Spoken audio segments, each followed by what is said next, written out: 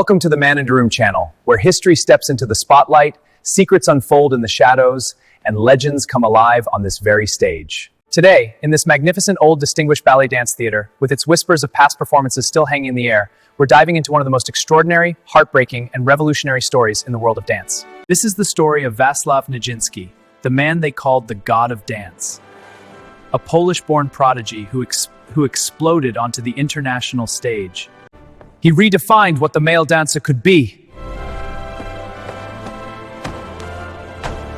And then choreographed work so shocking they caused riots. A man whose leaps seemed to defy gravity, whose artistry blurred lines of gender and beauty, and whose mind ultimately shattered under the weight of genius, fame, and unimaginable tragedy. Stay with me through every leap, every scandal, every moment of brilliance and breakdown.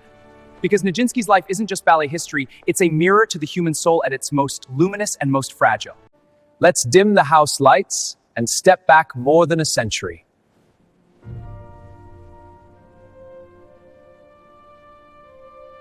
Vaslav Nijinsky was born on March 12, 1889, or possibly 1890. Records from that era are hazy, in Kyiv. Dance wasn't just a career for the Nijinskys, it was the family bloodline. His older brother Stanislav and younger sister Bronislava, who would later become the brilliant choreographer Bronislava Nijinská, all lived and breathed movement. But life wasn't glamorous. The family was often on the road, finances tight, and tragedy struck early. Stanislav suffered a severe head injury as a child and was institutionalized. Young Vaslav, shy and somewhat awkward off stage, found refuge in the studio. At just 8 or 9 years old, he was accepted into the prestigious Imperial Ballet School in St. Petersburg, the most elite dance academy in the world. Imagine it, a stocky, short boy with powerful legs entering a world of rigid, classical training under masters like Sergei Lagat and Pavel Gert. Teachers noticed immediately, this kid had something unearthly. By his teens, he was already being called the eighth wonder of the world, and also called the Vestris of the North, after the legendary 18th century French dancer. He graduated in 1907 and joined the Mariinsky Theater as a soloist almost instantly. But classical ballet in Imperial Russia was beautiful and stifling. Nijinsky craved more. Enter Sergei Diaghilev, the visionary Russian impresario who would change everything. Diaghilev wasn't a dancer, but he was a force of nature, cultured, ambitious, and openly gay in an era when that carried enormous risk. In 1908, he spotted Nijinsky performing at the Mariinsky. By 1909, he had poached the young dancer for his groundbreaking new company, the Ballet Russes. Their first Paris season at the Théâtre du Châtelet was electric. Nijinsky, just 20, took the city by storm. In Michel Fouquet's Bavillon Lys, his filial grace, and that androgynous magnetism, part boy, part god. Critics raved, women swooned, men were mesmerized.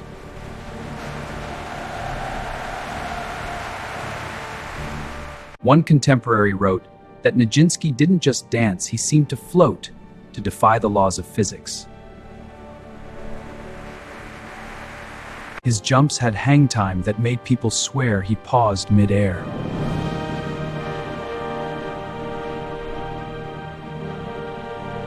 Off stage, he was quiet, almost childlike, speaking little and reading poorly due to a possible learning disability.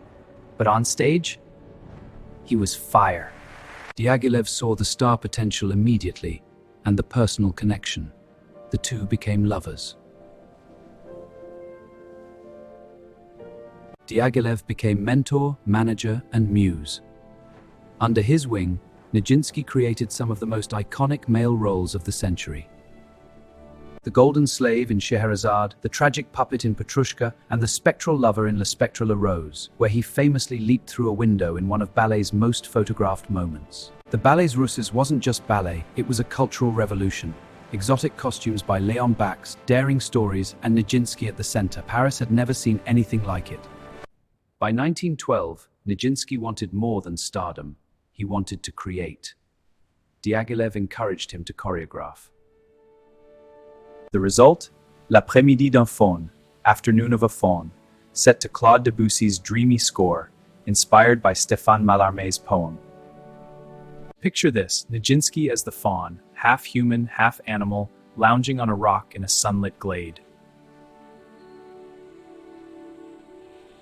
The choreography was revolutionary, not the flowing lines of classical ballet, but angular, two-dimensional poses inspired by ancient Greek friezes.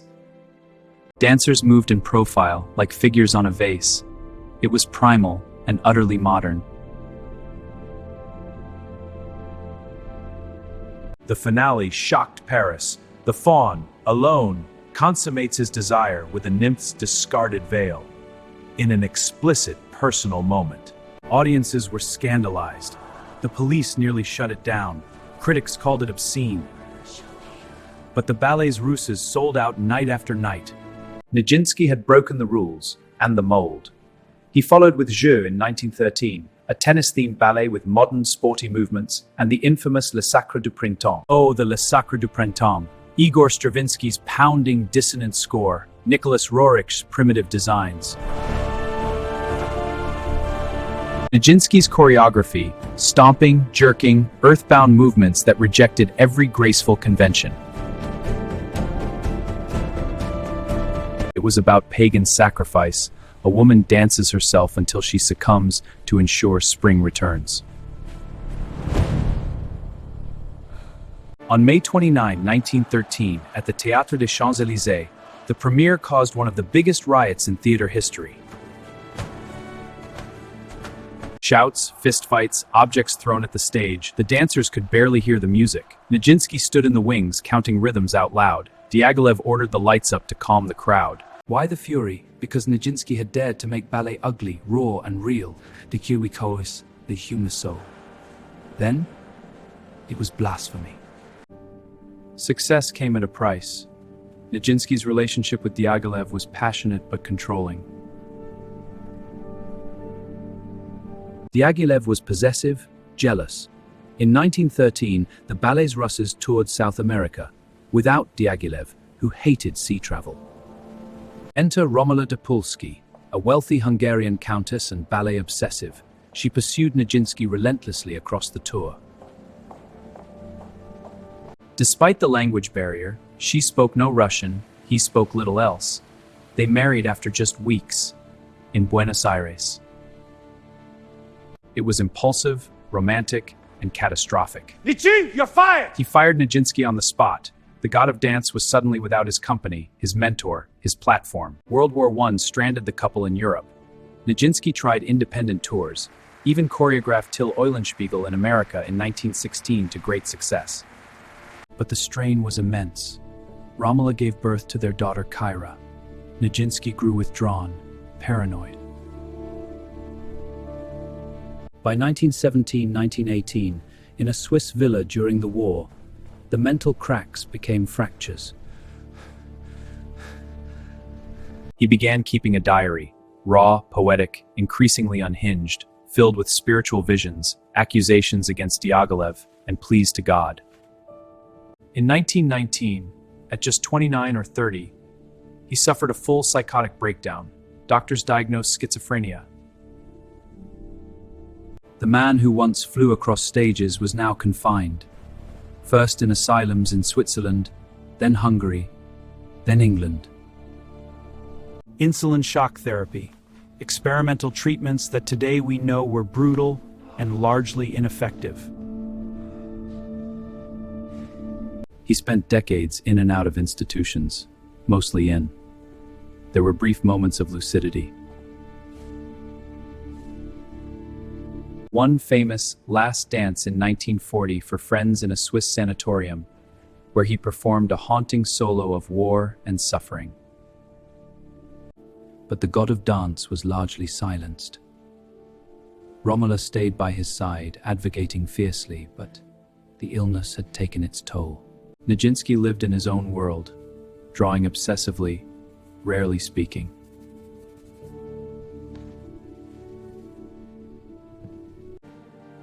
Nijinsky died on April 8, 1950, in London, at 60 or 61, from kidney failure possibly linked to decades of treatments. He was buried in England before being reinterred in Paris's Montmartre Cemetery, near other artists. But his legacy? Immortal. He elevated the masculine dancer from supporting role to equal, even dominant a star. He pioneered modern dance choreography, angular, psychological, boundary breaking. Works like Faun and Le Sacre du Printemps are still performed today, still controversial, still influential on everyone from Pina Bausch to contemporary choreographers like Wayne McGregor. From multiple angles, Nijinsky's story reveals so much: the victory and agony of genius, the double-edged sword of fame. The era's attitudes towards sexuality. He was openly bisexual in a repressive time, and the cruel stigma around mental illness before modern psychiatry. His androgynous allure challenged gender norms decades before it became mainstream.